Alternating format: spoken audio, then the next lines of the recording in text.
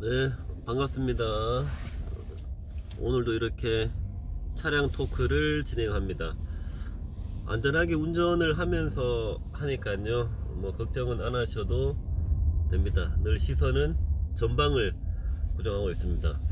오늘 제가 하고 싶은 얘기는 집 부동산에 대한 이야기인데요.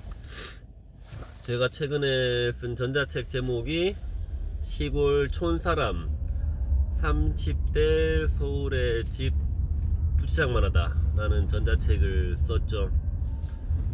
제가 30대에 감사하고 운 좋게도 이렇게 서울에 집을 두 채를 장만을 했죠. 우선은 32살 때 처음으로 이렇게 서울에서 빌라 한 채를 장만을 했었고, 이제 36인가 7인가 아파트를 장만을 했었죠. 그리고 지금은 그 집 두 채를 다 팔았어요. 왜냐면 우리가 이제 애들이 커가다 보니까 지금 저희 애들이 중학교 2학년 초 6학년이 되는구나 되면서 이제 24평이 조금 좁게 느껴지더라고요. 애들이 크니까. 그래서 빌라와 지금 살고 있는 24평 아파트를 팔고 이번에 이제 32평대 아파트로 가기 위해서 계약을 했습니다. 우선은 뭐 대출이죠. 지금 추가로 대출을 내고 요번에 저희 아파트가 이 창동에 있는 대우 아파트라고 20년 넘은 아파트거든요. 그래서 올 수리를 또 하게 되어서 인테리어 비용까지 또 추가로 대출을 내야 되는 그런 상황입니다. 뭐 결론적으로는 집이 이제 두 채에서 한 채로 바뀌었고요. 또 24평대에서 30평대로 이렇게 이동을 하게 됐네요. 스토리를 좀 말씀드리자면은, 일단은 제가 서울에 올라와서 첫 출발은 이제 고시원부터 시작을 했었죠. 이제 군대 제대한 뒤에 정말 옷가방 하나만 메고 이 출세의 꿈을 안고 서울로 올라왔습니다. 제가 군대를 늦게 갔어요. 23세 입대해서 이제 25세 제대해서 올라왔구나. 그래서 이제 고시원 생활부터 시작을 했었죠. 고시원에 살다가 이제 제가 직업 전문 학교를 다녔었죠. 이제 실내 디자인과를 다녀서 인테리어를 공부하고 이제 서울 신담역 부근에 있는 조그마한 인테리어 회사에 취직을 하게 됩니다. 그렇게 해서 이제 그쪽으로 옮기면서 전농동에 옥탑방에 이제 월세를 살게 되죠. 그렇게 하다가 이제 저희 집사람을 만나서 답심리 쪽에 이제 전세 5천만원으로 시작을 합니다. 그 당시에 뭐 제가 모아둔 돈 한 2천만원 정도가 있었고, 이제 시작할 때는 엄마가 이제 저희 시골에 안동에 있는 엄마가 한 4천인가 5천 정도를 이제 집 구하라고 돈을 줬죠. 그래서 전세 5천에 시작을 했었고, 거기 살다가 이제 중화동으로 전세 7,500으로 이사를 갔었죠. 그러다가 이제 계약의 기간이 되어서 이제 창동, 그 당시 저희 회사가 노원구 하계동이었었거든요. 창동으로 이사를 오게 됩니다. 그때 이제 여기저기 집을 많이 알아보러 다녔는데, 그때도 전세값이 비쌌어요. 7,500에서 뭐 몇천만원을 더 언제 거의 9,500, 1억 정도를 줘도 저희가 마음에 드는 전셋집을 구하기가 집들이 다 작더라고요. 그래서 알아보러 다니면서 집값 비싸네, 어떻게 해야 되나 이런 고민을 했었는데, 그 당시에 저희 직장에 제 또래 한 30 초반대 우리 동료들이 몇 명이 이렇게 집을 산 친구들이 있었어요. 제가 그런 걸 보면서 집을 살 수 있구나, 집을 사는구나, 이런 좀 생각이 들었고, 그 당시에 또 유튜브 영상들을 보면서 저 이런 영상을 봤어요. 우리나라에 전세 제도가 있는데 이 전세 제도가 100% 세입자가 아니라 집 주인에게 유리한 제도다, 이런 거를 보고 저도 어쨌든 집을 사야겠다고 결심을 하게 됩니다.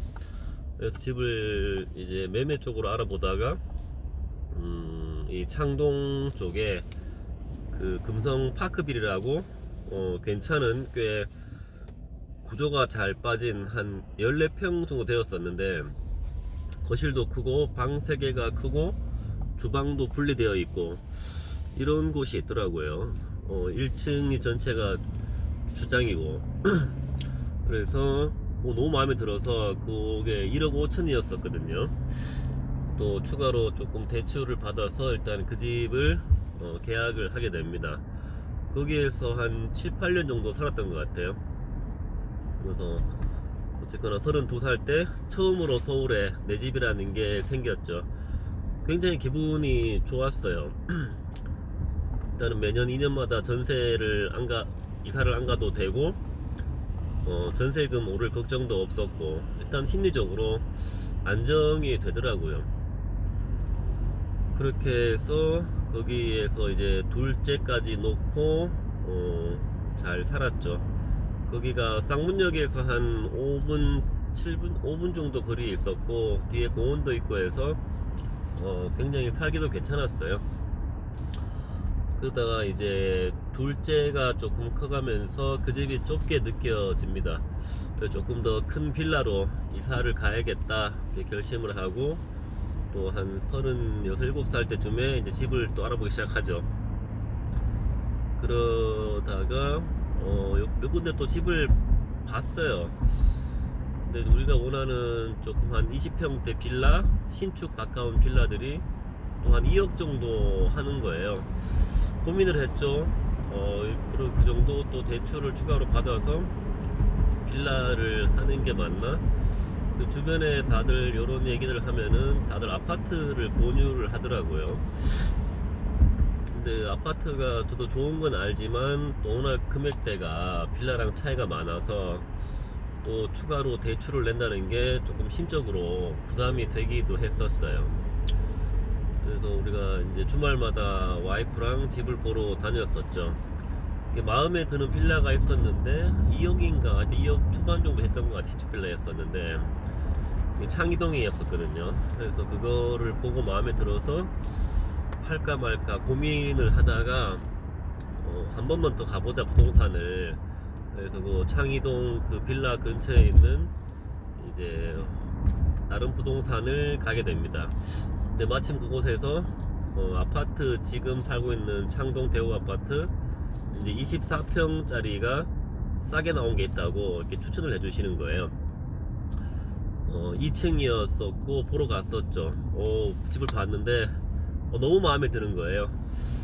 확실히 빌라랑 다르게 뭐랄까 확 트여 있고 공간도 넓고, 또 그 집이 지금 살고 있는 저희 집이 확장이 돼 있어서 거실도 크고, 또 아파트의 특징이 이렇게 베란다도 잘 되어 있고, 이런 것들이 너무 마음에 들었었고, 또 그 집이 화장실이랑 뭐 거실 등 웬만큼 또 수리가 되어 있었어 가지고 마음에 들더라고요.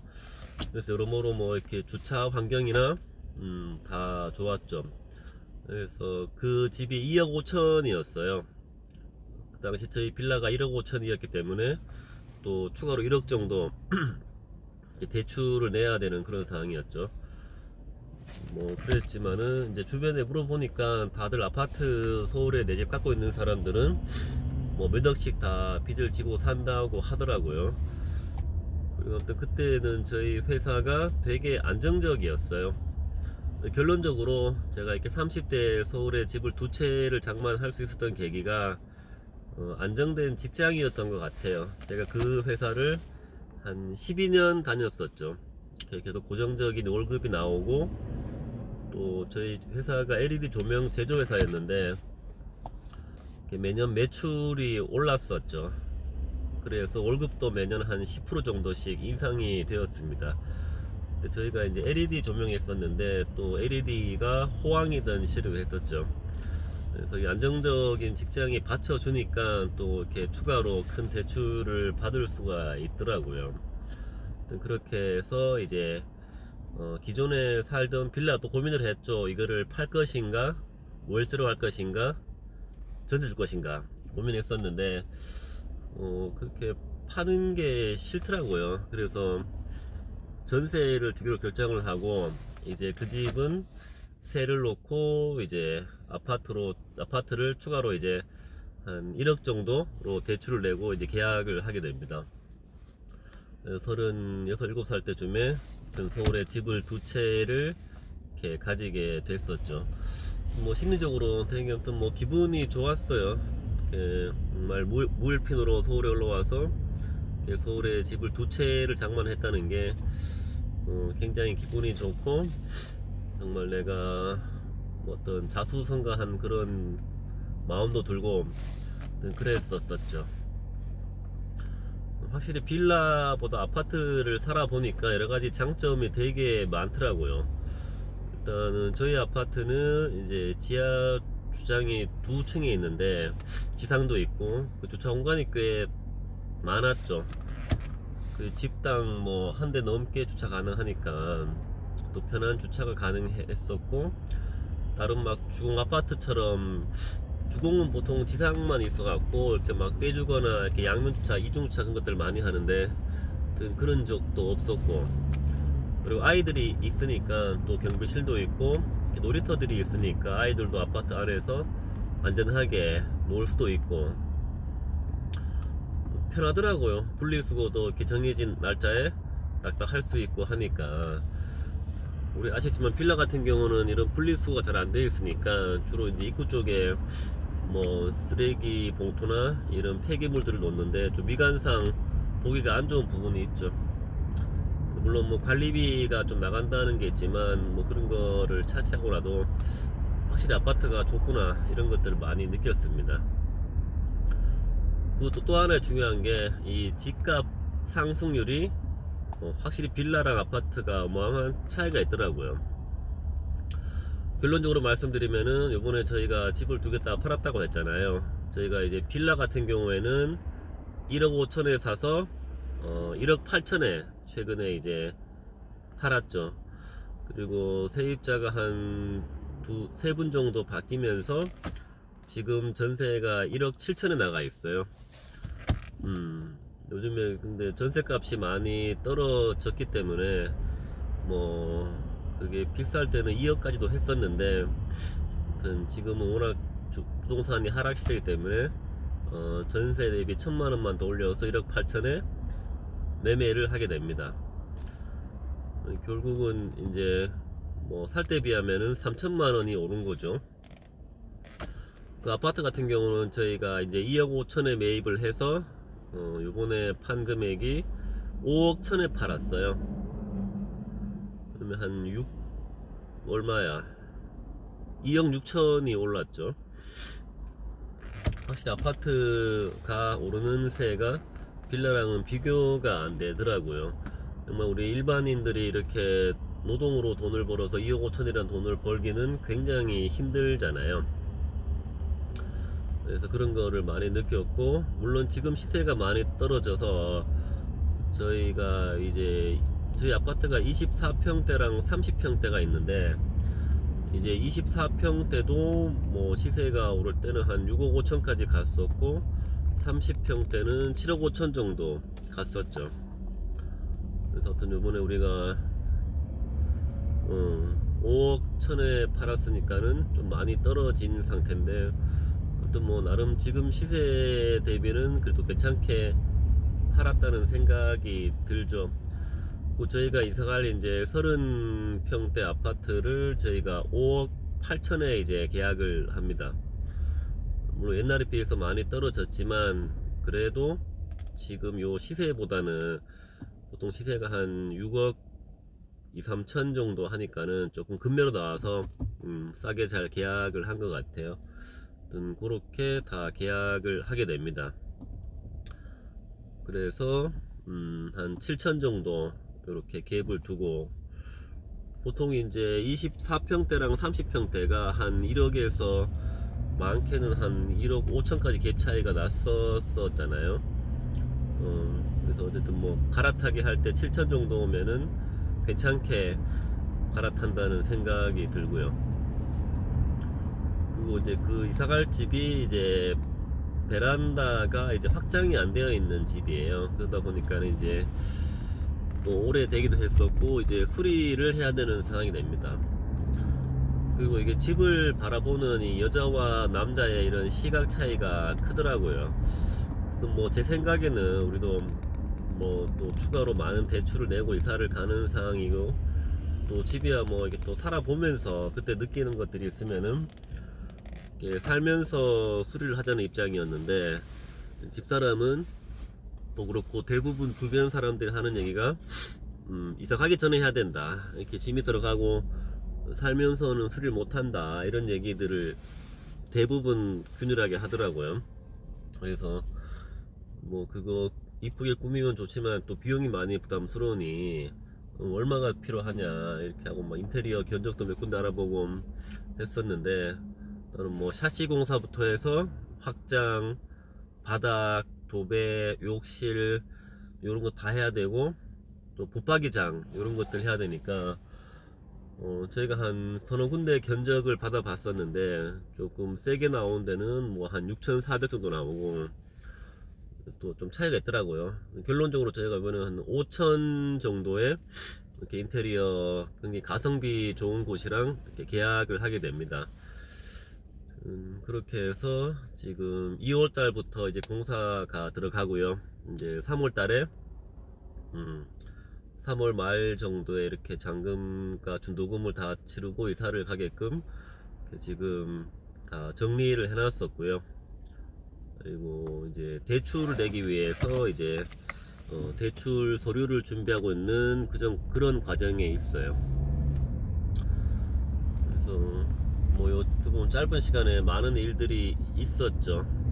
기존에 살던 빌라를 팔고 그 세입자분도 다른 집을 알아봐야 됐었고, 또 저희 집에 이제 들어오실 분하고 일정도 맞춰야 되고, 또 저희가 이사 갈 곳 그쪽과도 어떤 일정 이런 조율 부분들을 해야 됐었고, 물론 그런 것들을 부동산에서 많이 챙겨 주죠. 그래서 좀 편한 건 있는데, 나름 저도 이런저런 신경들을 많이 썼었고, 그렇게 좀 바쁘게 이렇게 일정을 보냈던 이제 신년초네요. 그래서 결론적으로 이제 집이 두 채에서 한 채로 줄었고, 이제 30평대로 이사를 가게 되었습니다. 그래서 저희가 이제 추가로 또한 인테리어 비용 포함해서 한 1억 얼마냐, 1억 한 3, 4천 정도로 이제 추가로 빚을 내야 되는 거죠. 지금 아파트 우리가 살면서 빚이 한 얼추 9천 정도 있으니까 그걸 갚고 또 신규 대출을 내야 되니까 한 2억 3, 4천 정도 이제 또 빚을 지게 되네요. 물론 적은 금액은 아닌데, 뭐 이렇게 주변에 이렇게 제가 들어보고 하면은 보통 아파트 이렇게 살 때는 뭐 작게는 3, 4억 또 그 이상씩, 그게 대부분의 사람들이 또 대출을 끼고 산다고 하니까 뭐 그런 것도 감안해서 나는 뭐 그렇게 해야 될 것 같습니다. 그래서 이런저런 뭐 생각들이 많아지더라고요. 제가 아무튼 책에도 썼지만, 저는 저 나름대로 정말 시골에서 무일푼으로 올라와서 굉장히 자수성가했다는 생각을 하고 있어요. 물론 이 성공의 기준은 다 다르지만, 제 기준에서 봤을 때 또 결혼도 했죠. 또 차도 정말 중고지만 꿈에 그리던 그랜저를 장만을 했고요. 물론 큰 빚을 있지만 이렇게 아파트도 어쨌든 30평대를 또 장만하게 되고, 뭐 이런 조건들이 굉장히 만족스럽죠. 우리가 이 성공과 행복의 기준이 일단은 뭐 세상과 남이 아니라 스스로 만족하고 느끼는 게 제일 중요하잖아요. 그래서 그런 측면에서 굉장히 만족스럽고 행복하고요. 물론 뭐 저보다 뭐 더 잘 살고 좋은 행복해 돈 많이 버는 분들 많이 계시지만 우리가 꼭 돈이 많다고 다 행복한 건 아니잖아요. 정말 행복이라는 것은 또 성공도 본인이 그렇게 느껴야지만 또 그런 거다 보니까는 또 인생에 서로 가치관도 다 다르고, 아무튼 뭐 제 삶이 굉장히 만족스럽고 또 제가 하는 일이 굉장히 또 보람되고 또 많은 분들이 어떤 꿈을 심어주고 도움을 주는 일이라서 여러모로 굉장히 좋은 것 같아요.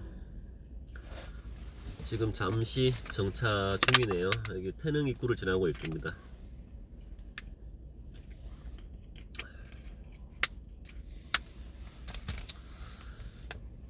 그래서 2, 3월 달은 이런 일대로 하면서 그런 집 문제, 집도 계속 이렇게 정리하고 이사 준비도 하고 공사도 하면서 3월까지는 조금 바쁘게 보낼 것 같습니다.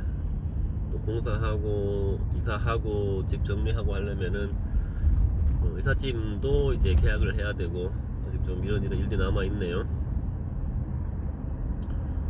그래서 뭐 결국 모든 것은 다 잘 될 거라고 생각을 하고 있고요. 아무튼 그렇게 저는 이제 인생을 살아가고 있습니다. 우리 영상을 보시는 여러분들은 어떠신지 궁금하네요. 또 제 인생 스토리를 보시면서 어떤 생각이 드시는지도 궁금하네요. 지금 올 겨울이 유독 춥다 그죠? 근데 지금 오늘은 날씨가 조금 풀렸네요.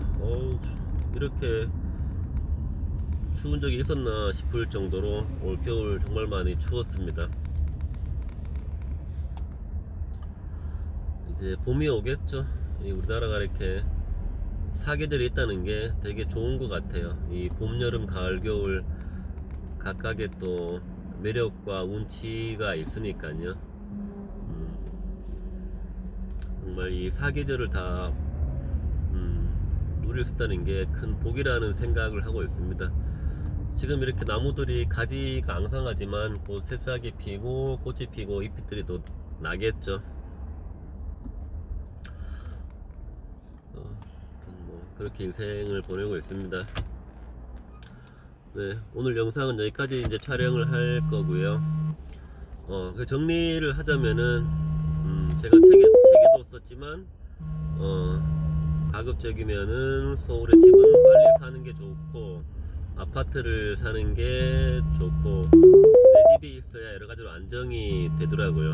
아무튼 모든 분들의 행복과 건강을 바라겠습니다. 감사합니다.